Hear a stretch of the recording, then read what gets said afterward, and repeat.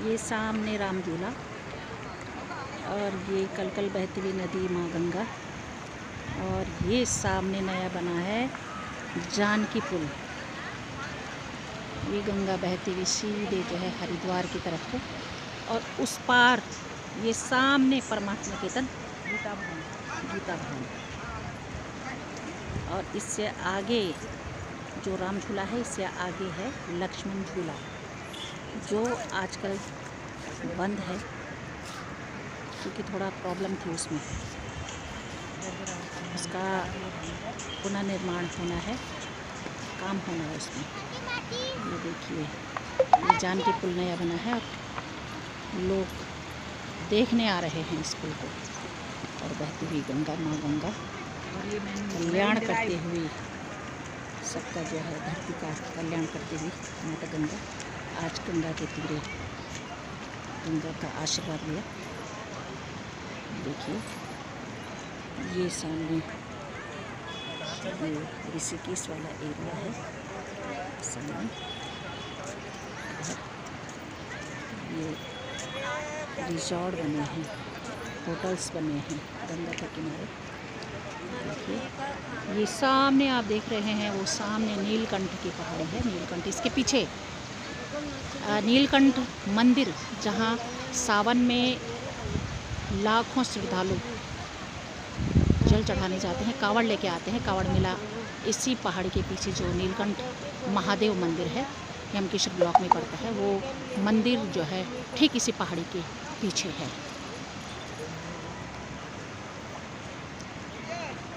इस साल तो कोरोना के कारण वो मंदिर सारे कपाट बंद थे, तो आवाजाही नहीं थी, कोई कांवड़ मेला में भी जो है बैन लगा था, नहीं आए सावन में।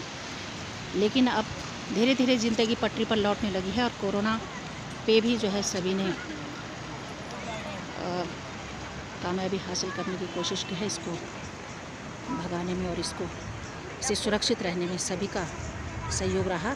तो भारत में जो है इसका जो प्रचंड रूप था वो देखने को नहीं मिला अन्य देशों की तरह, क्योंकि यहाँ लोगों ने जो है अपने को और अपने आप को सुरक्षित रखने के लिए सारे उपाय किए, जो गवर्नमेंट की तरफ से जो गाइडलाइंस थी उनको फॉलो किया। यहाँ की मिट्टी में अपने आप ही इतनी बड़ी ताकत है कि यहाँ जो पैदा हुआ इस देश में, यहाँ की संस्कृति और यहाँ का खान पान अपने आप में बहुत बड़ी ताकत रखता है, इसलिए भी शायद हम इस पे जो है हासिल कर पाए जी।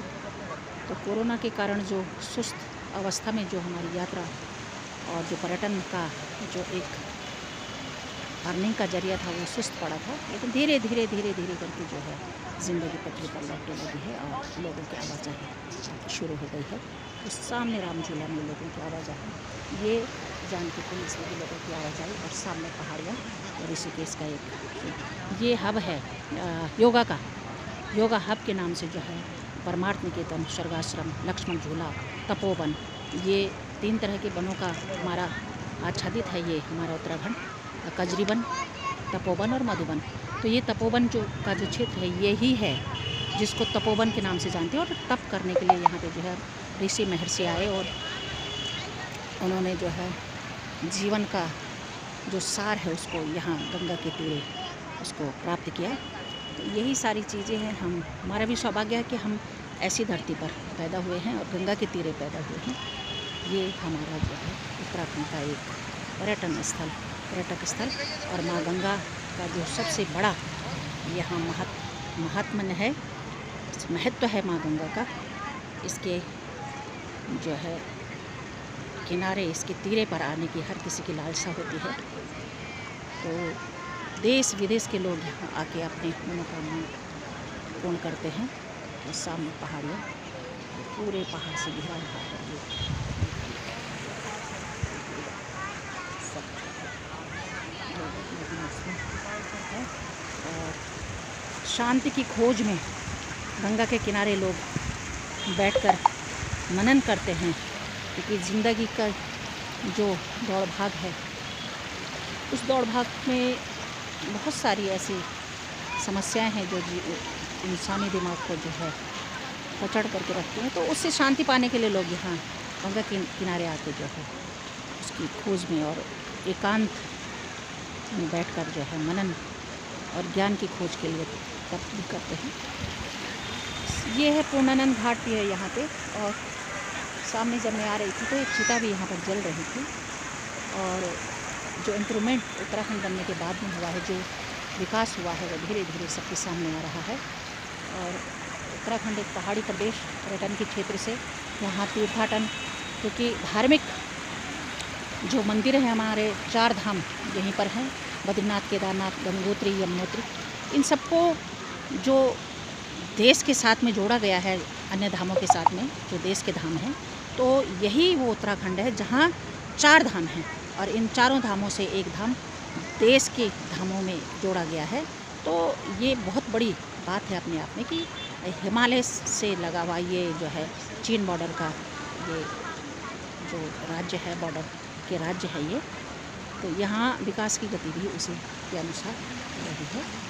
ये जो है आज का ये मेरा प्रयास है कि मैं आप लोगों को दिखाऊं कि माँ गंगा की बहती हुई ये धारा किस तरह से विकास को भी गति दे रही है और हमारी इस धरती को सींचते हुए सीधे सीधे जो है माँ गंगा की ये धार बंगाल की खाड़ी और वहाँ जाकर मिल जाती है। तो पूरे देश में जीवन दान देते हुए ये नीर, ये जो पानी है, माँ गंगा की धार है, शिव जी की जटाओं से निकली हुई ये जो धार है, ये जीवनदायिनी धार हमेशा सदियों से इसी तरह से धरती पर चल रही है। मानव का जीवन आता है जाता है, वो अमर नहीं है, लेकिन माँ गंगा हमेशा अनवरत इसी तरह से जो है अपने स्वरूप को बनाए हुए है। और इसकी स्वच्छता के लिए जो सरकार ने भी कई कदम उठाए हैं और धीरे धीरे करके जागरूकता भी आ रही है लोगों के अंदर। तो ये हमारा उत्तराखंड है और यही हमारी धरोहर भी है। धन्यवाद।